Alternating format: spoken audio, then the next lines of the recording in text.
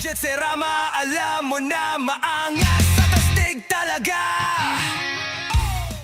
Another day mga kamanok, meron nga palang nag-message sa akin, si Sir Jason Lee. Hello po sir, shoutout na din po sa inyo. Shoutout na din po kay Sir Page. Sumakit bigla ulo ko sir sa pangalan nyo.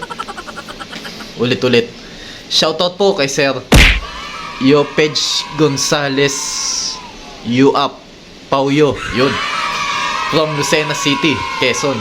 Shoutout po sa inyo sir, ingat po lagi. Shoutout din po kay Rian Francis Sarcia. Hello po dyan sa inyo. May katanungan din po siya. Ano daw po yung gamot sa nagbubula at namamagang mata ng manok o sa serama?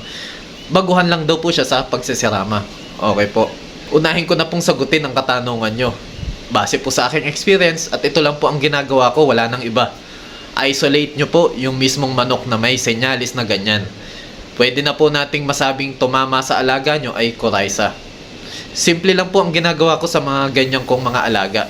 Pisikan nyo po o hilamusan ng tubig na may Sonrox. Tamang timpla po. Tapos painumin nyo po ng Sulfar QR water soluble kung sisiw. Kung breeder naman po ay Sulfar QR tablet na po ang painom. Madami pa pong pwedeng ipainom bukod sa Sulfar QR, pero ito po yung subo ko. Sana po ay nakatulong po sa inyo yung sinabi ko. Happy breeding po. Okay po, balik po tayo sa topic natin ngayon. Ang katanungan po ni Sir Jason Lee ay ito po. Okay po. So nagtataka si Sir kung bakit tuwing gabi lang naglilimlim ang kanyang inahin na si Rama. At sa umaga naman ay nasa labas siya ng pugad. Sir Jason Lee, ang inahin niyo po ba ay nakakulong? Sigurado po ba kayo naglilimlim siya? I mean, nagagalit na ba siya kapag hinahawakan mo? Tumataas na ba yung mga balahibo niya? Yun. So, yun po yung sign na naglilimlim yung inahin. Tingin ko po ay nakakulong yung inahin nyo.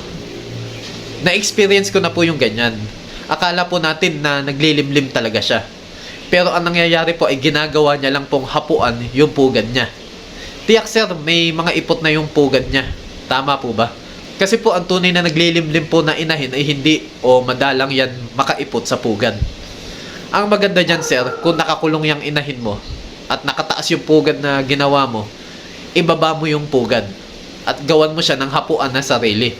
Kasi kung ganyan po ang ginagawa niya, masasayang po yung itlog, madudumihan, at may time po na pwede yan mabasag at masisira na yung mga itlog na kasama niyan. Pwede nyo pong gamitan ng fake eggs. Ialis nyo po yung mga tunay na mga itlog, palitan nyo po ng mga fake eggs po. Ito pa po ang pwede kong ipayo sa inyo Sir Jason. Paliguan nyo po yung inahin. Gamitan nyo po ng Ceromites o washout. Restart nyo na lang po yung inahin. Kasi tiyak baka sira na po yung mga itlog nyan. Kung sanay po yung inahin nyo na may hapuan, ay gawan nyo po ng sariling hapuan. At ibaba nyo po yung pugad nya. Yan pong mga nabanggit ko ay makakatulong po sa inyong problema. Sana. Kung mali ako, tama kayo, please magkomento po kayo para po madagdagan po ang aming kaalaman tungkol sa topic na ito. Please follow, like, and share na din po para po madami pa pong topic na katulad nito. Maraming salamat po. Jet Serama, alam mo na maangas at astig talaga.